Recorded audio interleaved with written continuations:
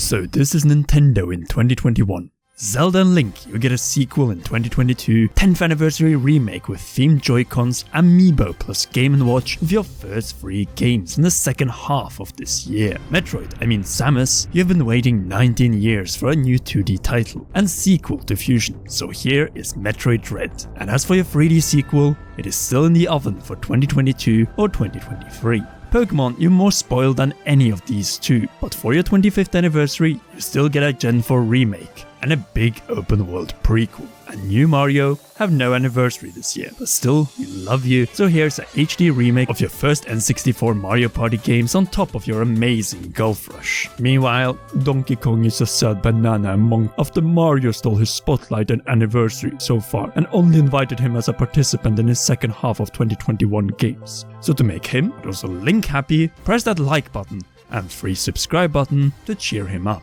while also helping his Banana, Master Sword, Pokeball and Metroid friends at Commonwealth Realm to surpass 300,000 subscribers. After all, we have a timeline video of all 4, plus even Mario.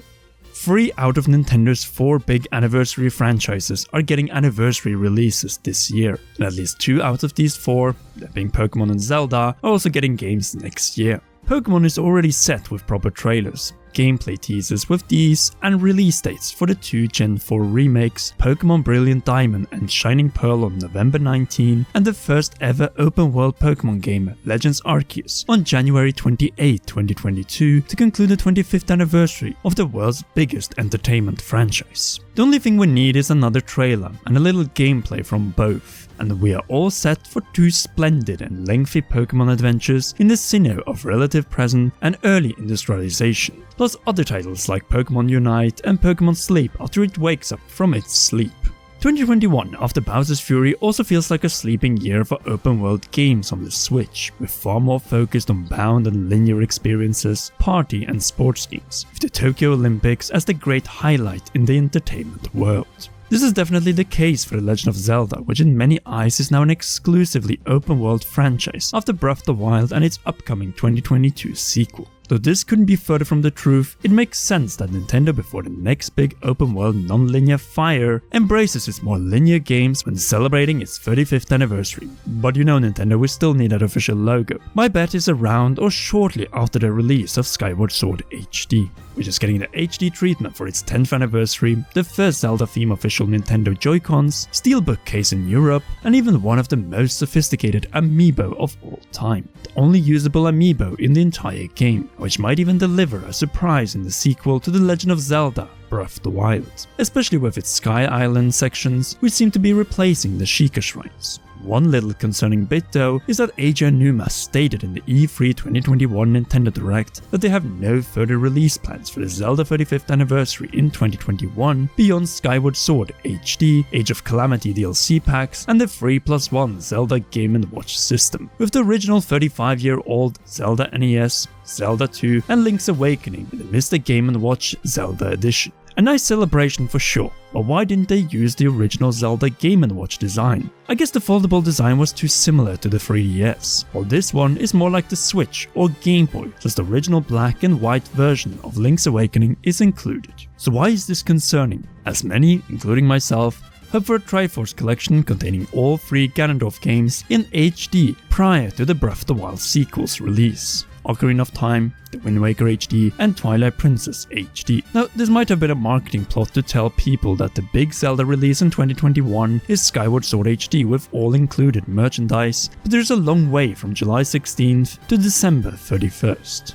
I think that the second and main DLC pack for Age of Calamity might be all we get on the Switch after Skyward Sword HD in 2021, but that alone should not disclose HD remaster ports near the holidays. You see, even though Eiji Aonuma revealed the Game & Watch in the E3 Direct, there was no reveal of an official 35th anniversary logo made by Nintendo, which we had for the 25th and 30th anniversary of the franchise. Mario got a 35th anniversary logo, and Zelda also needs an official one, besides fan versions that are currently being used. There's also not much of a celebration outside of games, or is it? Since Skyward Sword HD might just come out and then say in September and more likely in October after it has sold better than the original Wii release release, we get the first ever Zelda Direct, which is dedicated to its 35th anniversary, or a packed Nintendo Direct celebrating all anniversaries, and the 10th anniversary of Nintendo Directs this October, where we could get another taste of Breath of the Wild sequel, as Nintendo's Bill Trinan hinted that they might have footage to share in the coming months and year. Naturally, this one could also happen during the 2021 Game Awards, but if not there, then a Zelda Direct or 10 years of Nintendo Direct's Direct is the perfect stage. Oh, and the reveal of the 2 titles, besides Xenoblade Chronicles X, that force us to use our Wii U's from time to time,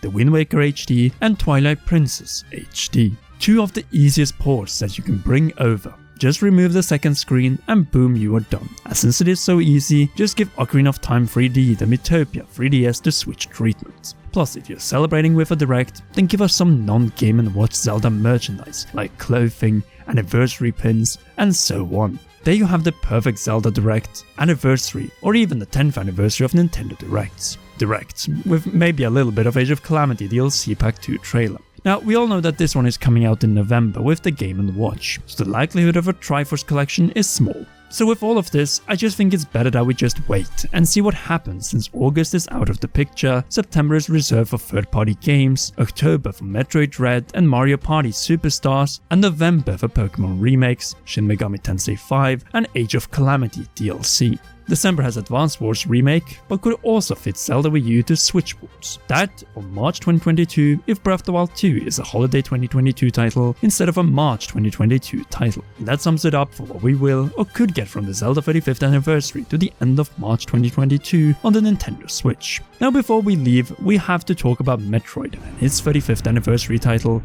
Dread. 19 years after the last 2D Metroid game, Metroid 4 Fusion, on October 8, Metroid 5 Dread will deliver an action horror like no other on the Switch, thanks to the Emmy Roberts, and as the latest entry in the Metroid saga, it should make all of us excited.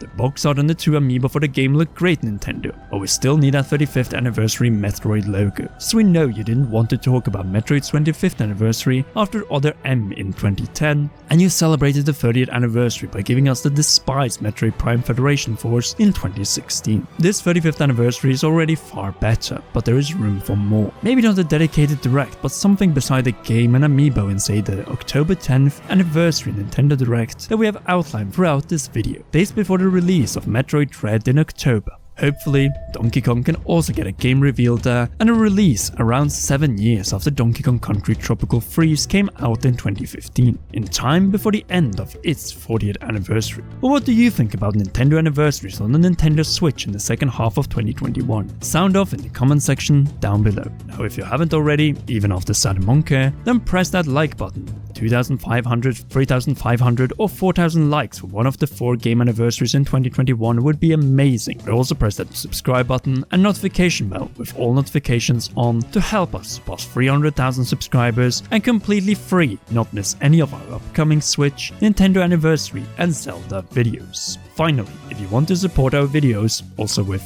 money, then join our patreon.com/commonrealm patrons that you see on the screen, with special shoutouts to royal producer Charles Shash. Anyway, please enjoy one or both of these 2 awesome videos.